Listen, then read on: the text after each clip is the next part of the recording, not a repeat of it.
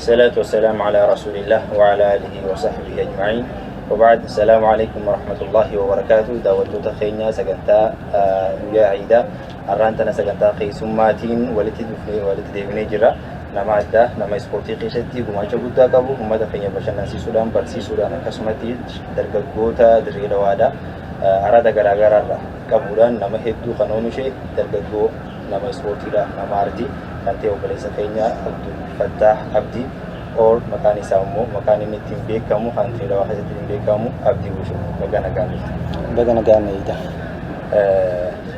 Abdii fi Wushuun kana eegalume waachuma wal barsiifta Abdii jechuun eenyu Abdii fi Wushuun immoo maal walii ta'an ate dura irratti maqaan kiyya Abdul Fattah Abdiiti namni hedduun hatti na beekamu Abdii Wushuudha akkana si baatee anis Maastar Abdii jaanii na yaamani abbaa kiyyallee akkasuma Maastar Abdii jaanii yaaman sababni akkuma beekamutti nama maqaa Abdul Fattah Abdul Aziz Abdul Salaam jedhamu Abdii jaanii takaayaman gabaabsanii jechuudha sababa saniin maqaa kiyya Abdul Fattah irraa Abdii gad deebi'e jechuudha. Maastarummaan ammoo adeemsa ani marshaartii keessatti qabuu fi akkasuma sadarkaan ani qabu irraa ka'ee sadarkaa maastarummaa irra waan hin gaheef jecha Maastar Abdii jaanii na yaaman akkasuma abbaa kiyyaas Maastar Abdii namni hedduun ammoo waa lamaan kana abbaa kiyyallee akkasuma marshaartiidha waan maastarate itti fakkaata garuu inni marshaartiin osoo hin ta'in kan maastarate maastar teeknishaanii waan ta'eef inni maastar teeknishaanii xayyaaraati. Teeknishaanummaa san keessatti maastara godhee jira barsiisaa jechuudha. Sababa saniin Maastar Abdii jaamee yaamama. Anis Maastar Abdii jaamee tumaa yaamama. Dabil Maastar Abdiidha jechuudha nuti. Kana fakkaata maqaan kiyya. Itti aansee marshaartii keessatti karaa marshaartiitii fi Abdii wanni wal fidee duraati. Akkuma ijoollee dirree dawaatti gaafa ijoollee filmiilee adda addaa ilaalaati ka guddanne filmiilee Hindiitis filmiilee Ameerikaatis ilaalaa guddanne. Yeroo waan kana ilaallu gartee waan aktaroonni dalagan san ifin dalaguu fedha. Akkuma beekamutti namni hedduun fedhii ispoortii qabu amma nama kubbaa laaluu yoo fudhanne warri garii kubbaanuma laala malee guyyaa takka dhiitee hin beeku. Fedhiin isaa taphachuu caalaa laaluudha jechuudha.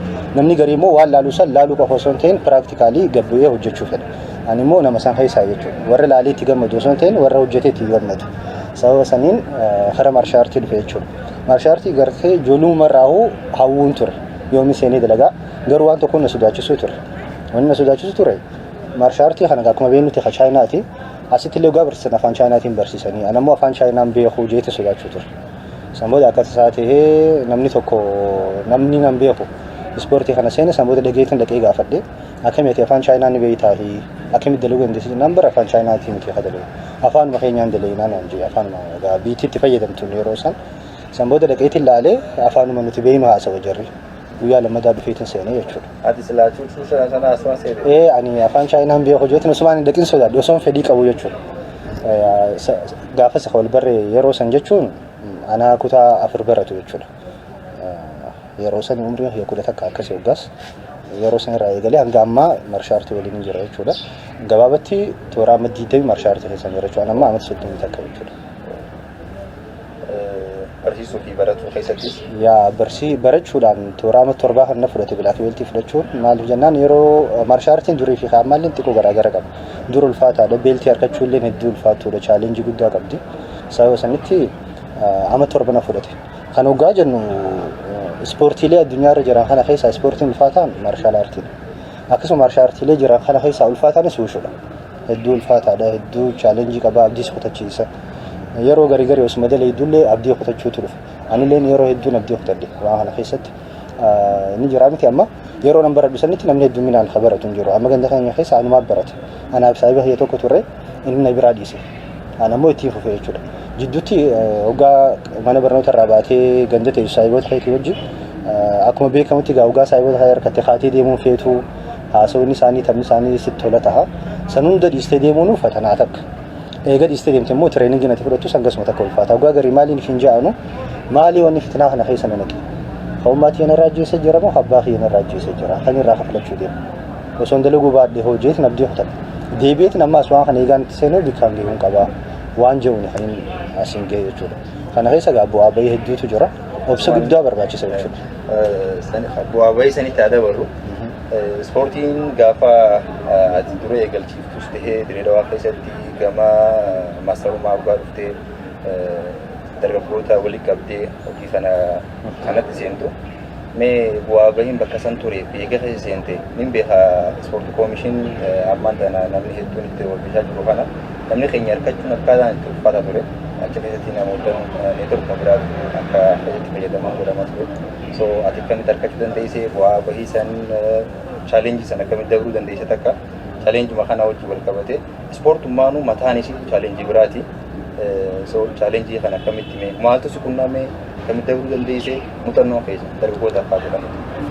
Dhugaadha yeruma waan kana barachuu jalqabdurraa hoo eegalee fatanaa hedduutu nu mudachaa ture. Duraati yeroo barataa turretti hedduminaan namni keenya jiraachuu dhabuun kilabuma keessa barumsaa keessaa yoo barattoonni nama 80 kas ta'e namni keenya nama 10 illee hin guutu haalaan xiqqaadha jechuudha. Kanuma keessattuu dhiibbaalee garaagaraa ta'e yeroo san umruma ijoollummaa saniitu sirra geessu hunda dandamattee as ga'uun fatanaa takka. Fatanaan guddoon ammoo yeroo san barataadhaas waan taateef jecha addatti namni sirri xiyyeeffatee simii baaf tattaafatu. Dilas guddaa miti. Garuu yeroo inni barsiise jetteetti seente fatanaa hedduu badii qunnamtu. Fakkeenya gabaabaa yoo siif kanne ani yeroo bilaak beeltii fudhadhutti kilaba banuudhaaf ani si barbaachisu barnoota kutaa 10 fixu saartifikeeta maatiriik qabaachuudha. Ani hoggaan kilaba kana banu maatiriik fudhadheeti kan hin badu. So gizeen waan kana banuudhaaf ispoortii koomishin dhaqee faayila yoo hunda naqee sababa dhaban. Ta duraati masfartii hunda guute bilaak beeltiin qaba. Saartifikeeta kutaa 10 hin qaba. Kan wanjeel nasaa jira. Akkasuma meedikaalaa jira. Kan hundi eega guuttateefu mirga keeti jechuudha banuu. Karaa dhabnaan maal naan ja'an ati ijoolleedha barataadha. Kan hundi isideen barnoota kee baradhu. Karaa dhabnaan jechuudha. Saniifuu yeroo sanitti sammuu keessa miidha jechuudha wanni kun. Sadarkaa ati hin geenye warri ispoortii kana barsiisuu jiru uummata bilchaate uummata gahee. Ati immoo ganaa barataa. Ijoollee deemarduu yeroo san umriin kiyyaas 18 ture. Anis waggaas kutaa 10 fixee 10 akka seenuu kiyya. Kana wajjin wal qabatee chaalenjii guddaa ture jechuudha. Kana hunda irraa aanee eegaan bane booda yeroon itti abdii kutadhee akka malee osoo agartee yeroo sanitti umriin nama ol siqe tahee dhukkuba akka sukkaara pireeshara qabaadhu ta'e ilaa hanga sadarkaa dura waan hin gahuutu na mudate fatanaa. Maal seetee akkaan ammas hin jeetti waan kiraayiteriyaa barbaachisu hunda guuttadhee na dura dhaabbatan sanitti dhiibbanne seenne. Kana keessatti immoo namni hedduu na gargaare asan teekwaandoo na gargaaree ture. Waa hedduu ni cinaa dhaabbate yaadaanis uummata kanaa hojii falmuunis isaan amansiisuunis waa hedduu gumaacha godhee ture akkaanan kilaba banuuf. Banni kilaba akkasuma namni hedduun yeroo kilaba banutti barattoota 5-6-7 eegala. Akkana si baatee barattoota hedduun ni eegale. Ogumaan eegalu barattoota 30 waliin ni eegale. Baatii lama osoo guutuun barattoonni nama 100 ol ta'an. Baatii lama illee osoo guutuun jechuudha. Kana keessa immoo anis taanaan dhiibbaan irra jirtu waan hin beeku jecha uummanni fiizikaala kiyya. Or umrii kiyya ilaalanii hangam akka tilmaama xiqqaanaa kana waan nu baddeef tireeningi halkaniif guyyaan jedheessu ture torbaan guutuu. Torbaan irraa irratti haa qabnu alhada asirii qofa. Torbaan tireeningi 13 daleena jechuudha. Maaliif jennaan dandeettiidhaan hojiidhaan agarsiisuuf uummata kana afaaniin osoo hin ta'in wanni san deemee amata fixinee eebbi dhiyaate jechuudha. Yeroo eebbi dhiyaatu xalayaan eeyituutu jira. Guyyaan 15 baatiin takka gaafe xalayaa san dhugaan naqu gammachuun irraa fudhan duruu sadarkaa kana geessee ijoollee eebbisuu geessee jaanii anis gammachuudhaan ijoollee qopheessee tikeenni gurguramee poostarri bahee wanni hundi dhume guyyaan deemee alhadni eebba jechuudha. Guyyaan Jumaata eebbi guyyaa iftaana. Guyyaa Jumaataa sanillee ganamaa miti. Ganama toora sa'a 5 dhufanii eebbisuu dandeessu naan ja'an. Yaati. Maali? Qophiin dillisan dhume jechuudha. Maalleen dillisanitti bahee tireeningii baatii 4 eebba qofaaf itti qophoofnee tikeenni magaalaa irra faca'ee poostarri faca'ee eebbi alhadi jennee osoo itti qophaa'u jiru guyyaa Jumaataa dhufanii toora sa'a 5 kana eebbisuu dandeessu naan ja'an. Yeroo sanitti rifaatuun si dhageeyamtuuf yaadi.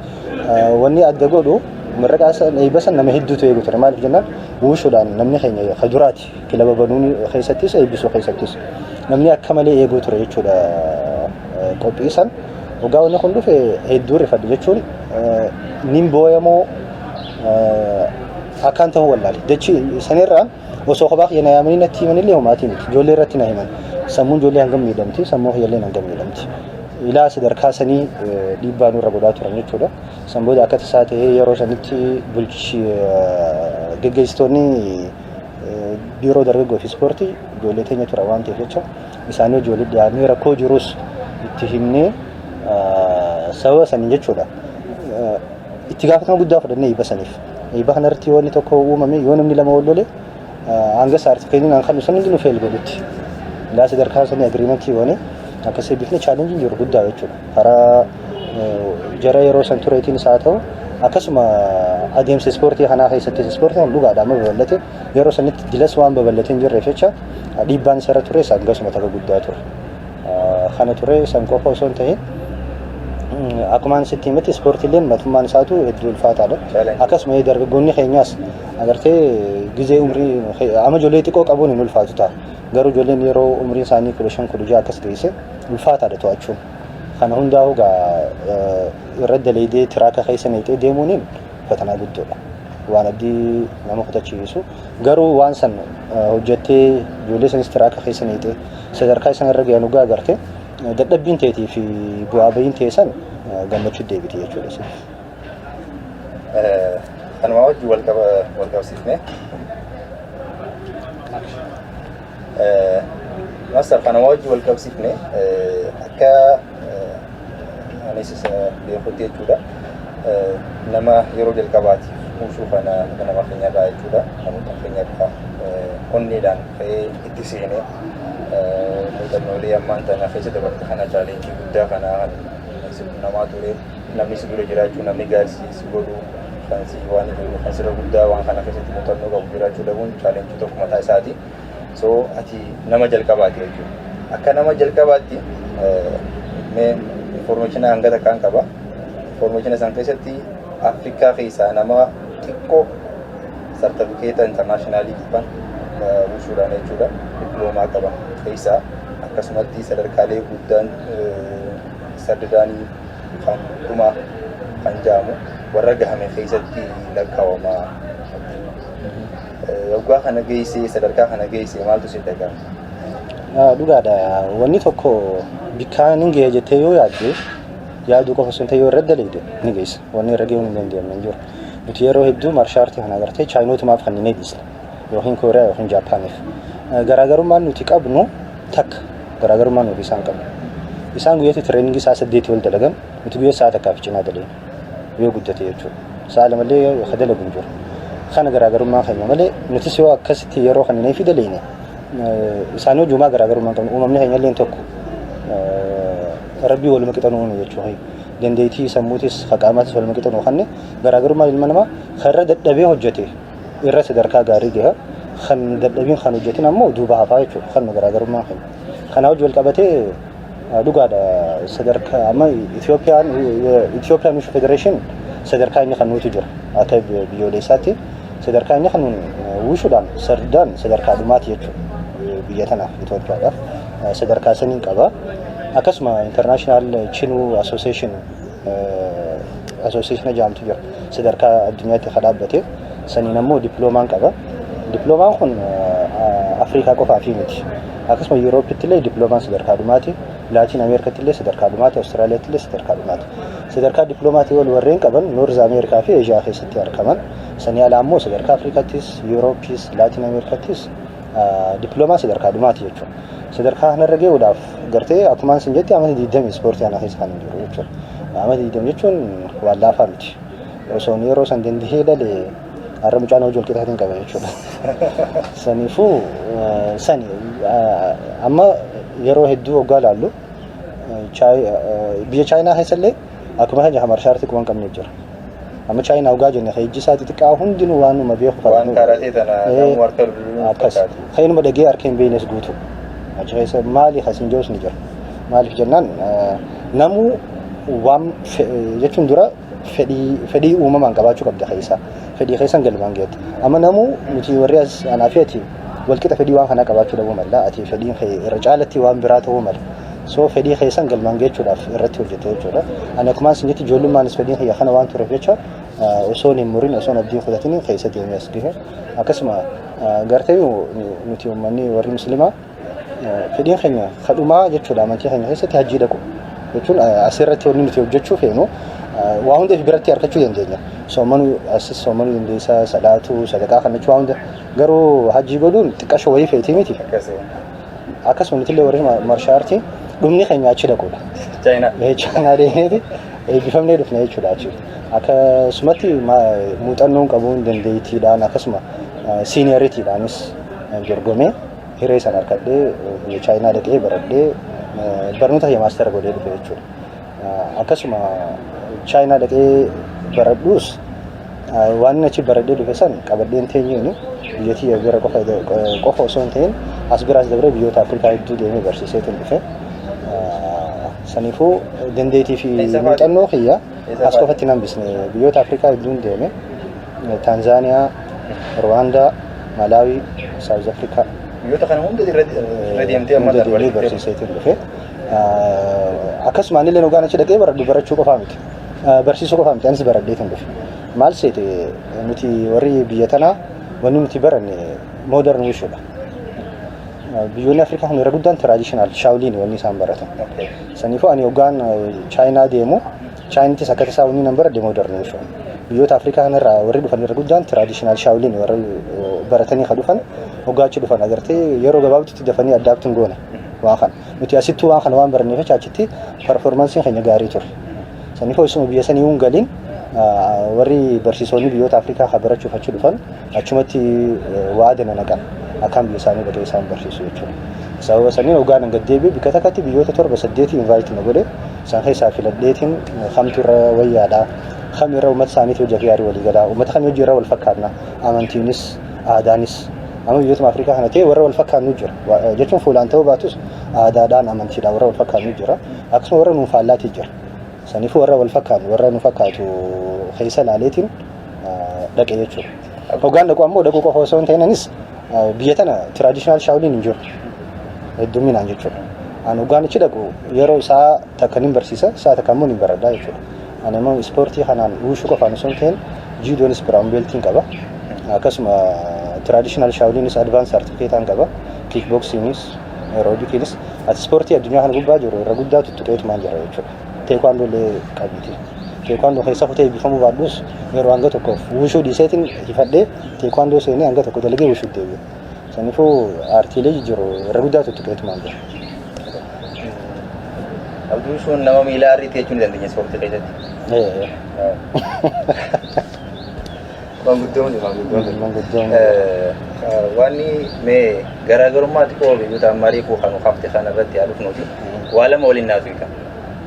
Lamaan muuxannoo nuti qabnu keessaafuu biyyoota Direedawaa tana keessatti biyya magaalaanis akkaan oowwaa ta'e kana keessatti namni uumaman biyya tana keessatti uumamu fatina. Fatinummaa isaa kana immoo qeellasummaan irratti dabalamtee yeroo hedduu kan ittiin fayyadame isa godha dandeettii isaa kana jechuudha. So irra guddaa namoota nama ispoortii keessatti bakka guddaa gahan barnoota akaadaamii isaanii ta'ee barnoota diina isaanii ta'ee isaanii karaa muruu garte. Ati immoo barnoota aartii ispoortiitiinis sadarkaa kanarra geessee jirta biyyoota addunyaa kana hundaa ilaaltee jirta barnoota akaadaamii keessatti sadarkaa irra geessee jirta jechuudha. Takka akkamii kana baalaansii godhuu dandeessa dargaggeessa keenyaaf dargaggeessa har'aan tana jiru fiizikaala isaa eeggatee sammuu isaas eeggachuu akka isa dandeessuuf jechuudha. Akkamiin baalaansii godhuu dandeesse kanaa wajjin wal qabsiisee akka gaaffii lammaffaatti biyyoota irra deemte kana keessatti wanni adda addaa agarte takka immoo garaagarummaan biyyoota nutii fi biyyoonni Afrikaa biraa ta'e Eeshiyaa biraa ta'e sababa ispoortii kana waggaa deemtu wanni ati amala addatti agarte maal fakkaata barnoota irraa hoggaan jalqabu agartee guyyaa keessaa isaa 24 qaba. Isaan 24 haalaan bal'aa jechuun waa hedduutti fayyadamuu dandeenya.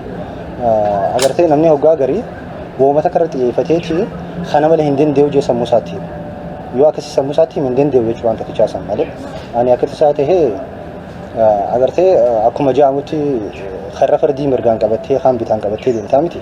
Ani barnoota akaadaamii harka mirgaatiin hin qabadhe barnoota ispoortii harka bitaatiin hin qabadhe maaliif jennaan waa hunda caalaa xiyyeeffannaa kan kennu qabdu barnoota waan san ta'eefuu ispoortiidhaaf yoo guddatee guyyaa sa'a lama kannaaf sa'a lamaan san galgala sa'a takkarraa hanga sa'a sadiiti yookaan sa'a 12 irraa hanga sa'a lamaati. Sa'a lamaan tan ammoo dilas waan irraa hir'istuun qabdu. Saniifuu barnoota sirriitiin baradha barnoota akaadaamii yeroo banaa qabu santi ammoo mana ispoortii dhaqeetiin baradha. Kana keessa ammoo ani ijoollummaa waan kana eegalee dafeetiin sadarkaa olii gahe. Hoggaan beeltii illee fudhadhu cina cinaan hin fudhanne gartee tarmii ni fudhadhe. Ispoortiittis akkasuma barnoota akaadaamiitiin illee hangaan elementarii jirutti sadarkaa sadaffaa afuraffaa shanaffaadha kan hin bahaa dhufe. Hoggaan nuti egaa ispoortiin sulfaachaa deemtee tooppateen ma keessa achi ol hin baane takka sadarkaan nan beeku guddatu kudhan. Nuti egaa yeroo barannutti ni yaada beeyta ta'a. Kutaa takka keessa nama 500 nama 700 faadha qabaran. Akka ammaatti nama 40-50 ni mutu nuti. Ilaan blackboard jalatti guutamnee haqaraan. Amma ni yaada sirriitti nuti yeroo itti nama 90 gadi qaraame dilas ni qabna jira. Nama 100-500 san keessa ati barnoota ispoortii kana jalaas deemaa ilaan sadarkaa kudhanii keessa bahuun waan laaftuu miti. Kan hoggaan godhu waan tokkoon beekaa waan tokkotti naman bu'uurri waa hundaa barnoota yoo osoo barnoota hin qabaatin anuu kanaan sadarkaa kana ga'e ispoortiin bu'uura barnootaa qabaachuun wanni hundi sii laafata yeroo saniifuu hin murre jechuudha osoo murre anis guyyaa tokko abdii kutachuun mala wanni si ajaa'ibu akkumaan sin jetti osoo barataati inistiraakteera kan ta'e maatiriik fudhadheeti kutaa 10 hoggaan seenu ani maallaqa warreen agarsiisu caalaan harkadha garuu maallaqni sun hin dogoggorsiisa maaliif jennaan waan naaf hin deebineetu na dabra maallaqa baruu siftaanis itti deebi'ee argachuun hin danda'a garuu barnoota kana yoon jidduu dhaabe hamilee kiyya natti qabu malee maaliif jennaan hiriyoonni kiyya warri wajji barachaa jirru kutaa takka lama na dura achi siqanii ani booda irraa hafuun hamilee kiyya tuquu mala jechuun san cimina abbaatu murteessa amma tokko illee lafa taa'ee itti deebi'uun ni danda'ama warra garii immoo hamileen cabxee achumaan hafuutu mala kana keessatti immoo hamileen na cabajee waan yaadeef jecha xiyyeeffannaa guddaa barnoota irratti hin godhe barnoota harka mirgaatiin hin qabadde ispoortii immoo harka bitaatiin hin qabadde dhumarratti immoo jireenya kiyya ispoortiin ta'ee jechuudha akka tasaa ta'ee kana keessatti dargaggootaafis ta'ee guddattoota amma ol guddachaa jiran kun ni dhaamu waa takka miti 3-4 illee bika takkatti hojjechuun ni danda'ama barnoota illee barachaa ispoortii illee hojjechaa akkasuma barnoota amantii illee barachaa jechuudha cinatti waa hunda bika takka wal cinaa ofuun ni danda'ama wanni nama dheeru tokko illee hin jiru yeroo ballo wanni itti qabu namni tokko sa'aatii 24 qabnu keessa sa'a 7 yoo rafe bara warra sa'a 8 illee yoo rafe sa'a 16-17 qaba sa'aan sana immoo sa'a waa meeqatti dalagu mana barnootaatti yeroo nuti dabarsinu yoo guddate sa'a 5 sa'aan hangi haftee wayisa jirti kanallee sirriitti yoo itti fayyadamnu ta'e waa hedduu bika takkatti hojjechuu ni dandeenya jechuudha kana hoggaan kanaan xumuru akkasuma biyyoota Itoophiyaati keenyaa fi akkasuma biyyoota nu fakkaatan ikoonomiinis siyaasaanis waa hedduudhaan walitti dhiyeenya qabnuu fi nuti hoggaa wal cinaa qabnee wallaallu garaagarummaa gurguddaa lamaan arganii akka tasaa ta'ee biyyoota 8-9 dhaqee Afrikaa alaas jechuudha. Hoggaan waan kana hunda keessa deemee ilaalu waan tokkoon arga. Namni barnoota keessa jiru guutuu xiyyeeffannaa isaa barnoota godhee akka barachuu jiruun argee hojjechuu jiru immoo hojii osoo hin tuffatee waa hunda akka dalaguun arge. Fakkeenya xiqqaa tokkoon siima. Fakkeenyaaf Taanzaaniyaa gaafaan dhaqee inistiraaktarri biyya sanii tokko kan barsiisuu dhaqe jechuudha. Maal qaba seeta? Ispoortii daleessa. Kilaba mataa isaa qaba. Sanii achitti ofiisa qaba. Ofiisni isaa kun maal inni beekaa? Gaaf tokko tireeningii daleesseetiin galgala ofiisa kiyya deemnaan hin deeminaan jedhu. Galgalaa beeka. Galgalaan ofiisa irraa maal dalagaa jeeti hojii deema. Hoggaan dhaqoo ofiisni isaa isa ni beektaa? Habaabii fi muuza gurgura karaa irratti. Kabajaa inni dalagaaf qabu jechuudha. Ammoo osoo nama inistiraakteera ta'e agartee habaab muuza karaa irra taa'een gurguru na ulfaachuu malata. Isaan ammoo inistiraakteera makiinaa qaba bara. Nuti fi ilmaatu miilaan deemnaa bara miskiina. Makiinaa mataa isaa qaba, kilaba qaba. Akkasuma karaa irrattis kuduraa muuzaa fi habaab waan adda addaa gurgura jechuudha. Kabajaa guddoo qaban. Uummanni kaanis akkasuma jechuudha. Warri kaanis hogaasawan hojii isaanii hin tuffatan. Namuu hojii humnaa dalaguus akkasuma beekumsa isaatiin dalaguus namuu kanarratti xiyyeeffatee dalaga jechuudha. Amma nu bira gartee namni tokko osoo hin baratin osoo muuxannoo tokko hin qabaatin akkanuma lafaa ka'ee takka ofiisa dalaguu fedha yookiin damooza guddaan dalaguu fedha. Waa tokko malee jechuudha. Barnootaan kan geenye yookiin muuxannoo addaan qabu. Garuu hojii gaarii fedha osoo uumaan beekne jechuudha. Waan kana argee wanni guddaan jechuudha. Kabajaa isaan hojiif qaban haalaan guddaadha. Hin xiqqeessan waan dalagaa kan inni kabajanis xiyyeeffannaatti kan inni dalaganis ni jijjiiraman jechuudha. Namni tokko waan xiqqoo qabus xiyyeeffannootti kan inni dalaginaa sababni itti jijjiiraman jiru. San wanni kaan karaa ispoortiitiin wal qabatee muuxannoo naannoo biraatti arge kun beeki qaama mootummaallee ni ilaallata. Akkasuma hawaasallee ni ilaallata. Mootummaan waa hundi caalaa xiyyeeffannaa ispoortiif kan naannoo biraatti. Fakkeenyaaf amma biyyoota guddatanii tokko fudhanneeti saboota Afrikaas fite. Amma fakkeenyaaf ani Dubaay fi Abu Dhabii dhaqeetiin jira. Akkasuma Chaayinaa dhaqeetiin jira. Maal seete kaampaaniin tokko hoggaa kaampaanii tokko ijaaru dirqama jiimnaaziyeema ijaaruu qaba. Dirqama bika ispoortii jechuudha. Biiroo mootummaa amma faayinaansii tana agartee biiroo kumaatamaa jira. Ta adda addaa ta kantiibaa jette ta maal jette hin jiru addaaraashin tokko ispoortiitti dalagaa. Ni qophaa'a biyya biraatti jechuudha. Hoggaa mootummaati islaamiti mootummaati dirqama qaba. Waan san qopheessuudhaaf jechuudha. Namni humna oomishaa horachuudhaaf namni qaamaan jabaate sammuun bilchaate ta'uu qaba. Kanaafuu dawaan isaa ispoortii. Jechuun nama san oomishuudhaaf nama san uumuudhaaf namni sochii qaamaa godhuu qaba. Namni sochii qaamaan godhin yoomillee waan irra jiru san hojii keessa jiru san galmaan gahuu hin danda'u maaliif? Amma namni keenya maaliif biiroo garii dhaqime wal seentaa eessa hote shaayiif gabbeessin gaa maalirraa dibbirtii bara. Dirqitiif haasa buna meeqa dhugee shaayii meeqa dhugee haasa jechuudha.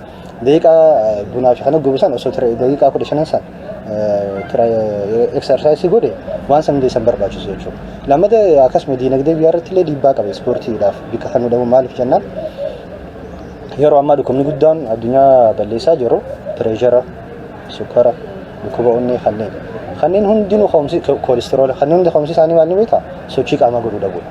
Fakkeenya tokko haa fudhannu ani ammaan tana yoon sochii qaamaa hin godhin fakkeenyaaf dhukkubni sukkaraa yookiin pireesharii yoo na qabe baatitti kiniinaaf meeqaan baasa. Mee averejin yoo 500 baase baatitti mana ispoortii yoo deeyite qarshii 100 akka 200 daleedata. Side effects hin qabu ispoortiin. Amma kiniinii ati sukkaraaf jettee dhuudu kalee miidhaa, onnee miidhaa, qaama biraa miidha. Akkasuma diinagdee keenyaas gabbuusa jechuudha. Namni san dabalatee 3,000 yookiin 4,000 harkate ta'a. Sinirraa baatitti kiniinumaaf yoo habaasu ta'e jireenya isaa irratti dhiibbaa qaba jechuudha. Saniif waan kana biyyoota biraatti jechuudha akkasii qopheessan. Iskoolaas taanaan iskoolli hundinuu jiimnaaziyeema qaba. Ijoolleen ni barattis exersaayisii ni gooti. Mana hojii mootummaattis akkasuma mana hojii dhuunfaattis akkasuma jechuudha. Kan biyyoota guddatanii. Hoggaa biyyoota Afrikaattis gad deebine biyyoota Afrikaa hedduutti inistiraaktarootaaf dachii inni kennamti bilisaan. Inni deeggarsa barbaadees haa ta'u, ofiifis hojjetee haa ta'u karaa adda addaatiin tattaafatee mana irra ijaara jechuudha. Magaazana jajjabeessuudhaaf. Amma bira wanni ispoortiin akka hin guddanne godhe guddoon tokko maal seete amma addaaraashin tokko ganda tokko keessa yoo jiraate addaaraashi san kilaba 5-6 itti dalaga. Maaliin dalagan jechuun sa'a tokko sa'a 10 akka hanga sa'a 12 cinaa yoo dalaga kan 12 cinaa hanga sa'a 2 dalaga. Amma ati fakkeenyaaf hojii hojjettu wajji sa'a ati sun mijooytu sa'a takka booda ta'uu mala fakkeenyaaf ati kun ana bira barachuu feete jechuun fedhiin kee wuushuudha. Ani immoo kan hin dalee iskoolaa takka hanga sa'a takkaati. Ati immoo kasii mijaa'u isaanii sa'a takka booda hin dhuftu jechuudha. Amma biyyoota Afrikaatti akka namnis hin jee dachii mootummaan ni kannaa fi sababoota isaan addaaraashii irratti ijaaran kan nama tokkooti jechuudha. Manni isaan namni tokkichaan san shiftii 4 fa'aa daleessa. Ganama subii salaata irraa ugaa baanii daleessa warra sa'a san mijaa'uuf akkasuma barattootaaf sa'a 10 takka hanga sa'a 12 cinaan ni daleessa. Akkasuma warra guyyaa hojjechaa oolee galgala dhufanii ni dalagu jechuudha. Namuufu maal jechuudha yeroo barbaadetti banaa jechuudha laata isaa. akkasiin isaa bal'aadha jechuudha. Bal'aadha. Namuu yeroo isaa mijaa'etti yeroo barbaadetti filatee hojjetaa jechuudha. Hangasuma takka namni waan san hojjetus xiyyeeffannaa isaa kanarra godhu maaliif jennaan inkamii inni harkatus guddachaa deema. Amma ganama sinummaan daleessee asirii sinummaan daleessee galgalaas yoo daleesse yoo xiqqaate yaati yeroo sadeenuu nama 100 akka takkaa yoo daleesse toora nama 100 daleessu malee jechuudha. Wanni inni harkatus hanga takka as keessatti immoo habaratulleen habarsiisus dilas xiyyeeffannaa isaa guutuutti ispoortii irra kan maaliif jennaan waan inkamiin inni waan kanarraa harkatu waan jiru isaa jijjiiruu miti. Sa'a takka guyyatti wanni daleessu sa'a takka chaasan nama hanga tokko kan mijaa'uu fi dhufaa jechuudha. Kun ammoo ispoortiin akka hin guddanne godhu. Saniifuu biyyoonni nu fakkaatan muuxannoo kanaan ni fayyadaman irra guddaan isaanii. Jimni tokko kan nama tokkooti. Namni tokkichaan san sa'a hunda adda babaasee namu sa'a isaa mijaa'utti sagantee isaa fi sagantaa sanii namuu dhufee dalagaa jechuudha. Kana garaagarummaa qabu. Asumaan daawwattoota keenya fa'aa mootummaanis obboleessi keenya amma muuxannoo bal'aa biyyoota garaagaraa irraa biyyoota Eeshiyaa, Afrikaa, Awurooppaa kan waan deemee achirraa dhufee muuxannoo nu kenne mootummaanis humna oomishaa kana humna sammuu bareedaa qabu humna fiigee waa qabu kana so hojiirra oolchuudhaaf wantoonni kun yoo ammarraa eegalmeetti yaadame hedduu bareedaadha jenna. Gama gaaffiitti aanu dabala. Yeroo hedduu ciidaa fi hojiin kun akkamitti walitti hidhamee har'aan mantana guyyaa ciidaa jirra guyyaa namni bashannanaati so namni kun mana taa'eeti silaalee bashannana ati immoo nama kana bashannansiisuudhaaf baata qophii kana godhuudhaaf waggaa hedduu yeroo sirraa fudhataa yeroo silaa namni ibaadata dabarsu san waan kana qopheessuuf yeroo sirraa barbaachisaa so akkamitti dabarsu turte atii fi ciidni yeroo hedduu amma anis aggaa sagantaa garaagaraa hojii dabarsinetti jechuudha addaraashatti bahee hoggaasa isaaniitti jechuudha Dilawaa keessatti akkasumatti Jiidaa keessatti so dargaggoota hedduu qindeessite sagantaalee babbareedaa ta'e akkamitti dabarsu turte? Yaa nuti irra guddaa iidee iidineen beeknu irra guddaa hojimaan dabarsina jechuudha. Wanni guddaan nuti hojjennu maali seete amma maarshaartiin kun warri faaristii kun warri chaayinaatis haa ta'u kooriyaan jaapaanis ispoortii kana gartee aadaa isaaniitti hojii walii hidhaniiti hojjetan. Amma wushuu hoggaa gartee chaayinaa yaadatte maaliif jennaan hidhata qaba. Nuti illee ni qabnaa bara garuu ittiin hojjetin malee amma qabsoo jira caasoo maal waa hedduutu jira kan hundi aartii bara nuutu itti yaadee waan kana jechuudha tiraaka keessa naqee ittiin hojjetin malee aartuma nuti wanni goonu irra guddatti maal seete maarshaartii biyyoota halaalaatiif inni kana haala qabatamaa naannoo keenyaatti hojii wal qabsiisnee dalee wanni adda itti goonu jechuudha maaliif amma uummata keenya kana agartee warri dhufee ilaalu kun abbootii amantii manguddoota haawwani jarri kun ammoo waanuma chaayinaa dhufte san qofa yoo garsiiste dilas wanni isaanii galuun jiru wanni intarteen isaan godhu maraataatti fakkaata saniif akka isaan beekanitti afaan isaan beekanii aadaa isaan beekanii jechuun haala qabatamaa naannoo saniitti hojii wal qabsiisne ammallee haala qabatamaa yeroo san keessa maaltu deemu jira akkasitti qindeessinee haa dalagaa turre kun daran uummata akka maaliif kaayyoon keenya guddaan uummata keenya bashannansiisu maaliif yeroo iidaa sanitti uummanni musliimaa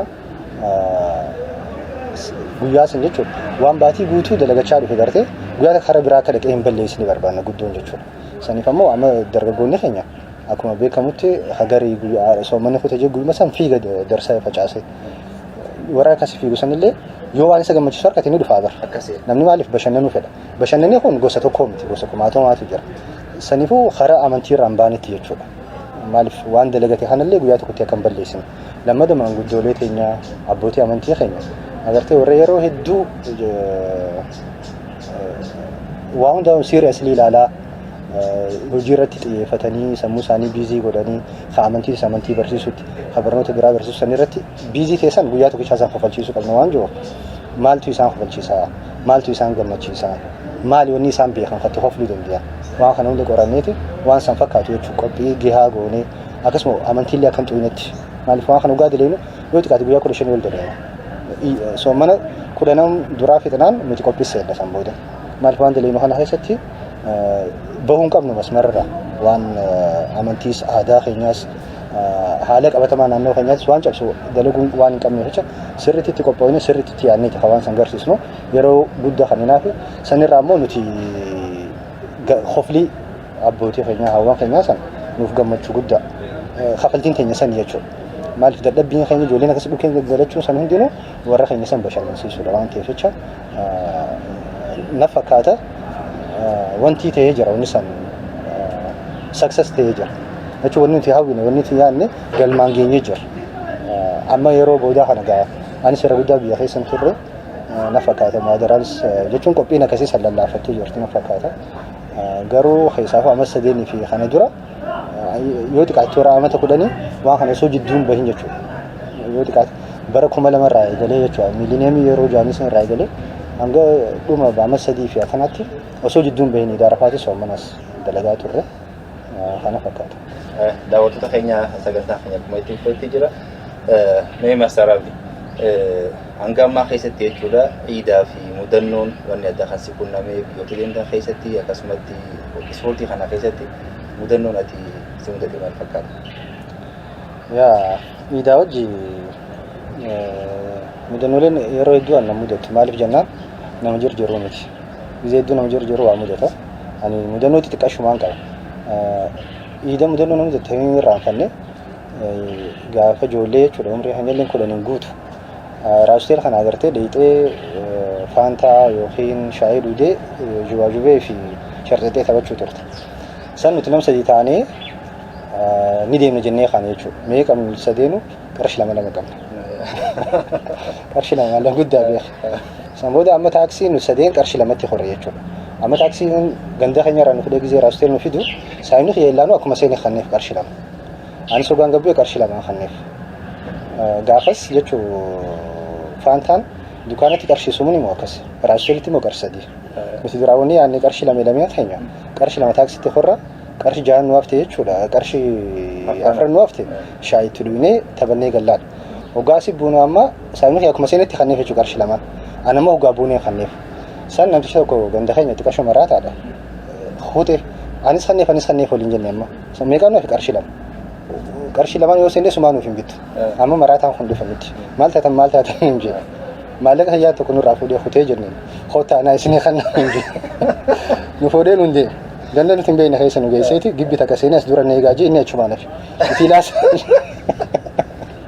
ilaasaa jaachi dura teenyee nama nu gabba hodhamne jechuudha akkas miilaan ilaa manaa galee jechuudha osoo hin taphatin ta'iidaa kana kabiraa biyyootaan deemee kana keessatti wanni na mudate agartee wanni garii adda aadaan hedduun ta'u wal fakkaatu jiraattus keessaafuu aadaan du'aa fuudhaa fi heerumaa kun wal adda tagari waa lamaatu na mudate Taanzaaniyaa gaafaan jiru saahibaa kiyya kan bira islaama inni mucaan saahibni isaa immoo kiristiyaana amma saahiba isaa kanarraa ahaa hoddu dhugaa ahaa hunduu saahibni kiyya kun joosirraa saahib abbaa du'e haa deemnu naan jedhamu ta'a haa jennee makiinaa haasnee deemnee jechuudha amma waggaa bika mana tokko deeyne gibbii san dura moontaarbuun gurguddaa kun abba kudhamu maaltu walirra ta'a muuziqaan itti banamtee jirti uummanni huccuu yuunifoormii huccuu afrikaa kan uffatan bakka walleen ta'a ajaa'ibaa itti deemu jirti nyaanni qophaa'ee jira sheefaatu siif naqa jechuudha nyaanni biffeen jechuudha mana taaziyaati hin beekne gana amma nuti nyaata saanaa kanannee nyaata hundarra guurrannee teessee nyaanni muuziqaa dhaggeeffachaa jechuudha amma waggaa nyaata fixnee maaliin jeensaa yoo hiyyaan okay amma nyaanni quufne haa deemnuun jeen karaa muutaa bara muutaan tanumaa naan jiru yaadi moontaarbaa walirra tattaa'u bar lakkoofsan qabu nuti mana akka keenyatti aadaa keenyatti naannoo sanuu TV'n hin banamtu ollaan sanuu jechuudha san ture tokko kana mudatee lammada maalaawiidha maalaawitti dura akkam san seenetti jechuudha bikinan qabadde loojiidha naannoo san mana namaati jira mana jireenyaa jechuudha guyyumaan dura seena amma seenee kilaasii qabadde ciise amma toora mahriibaa kanarraa eegalee uummanni naannoo san jechuudha guruppiidhaan dhiiraaf dhalaan wajjii wallisan agartiin sagaleen dhiiraaf dhalaa waliin baastu bika takkatti seensisiif kan dhaabara jechuun dhageeffachuudhaaf sitti tola ana maal kan kana guutuu aruuza bulan jeetiin dhageeffachaa bula uummanni hin dhaabne sekondii takkaaf jechuudha toora mahriibaa kanarraa eegalanii ilaa ganama sa'a lamaa jechuudha akkasuma wallisaa fixan anama bakka aruuza ganama xaaqeetaan fooqiidha banne xaaqeeta banadheetiin kursii fayyadee gallaala jechuudha aruuza kana akkatti baasan reefka baasan waan addaati jechuudha waan ati yaanne aadaan keenya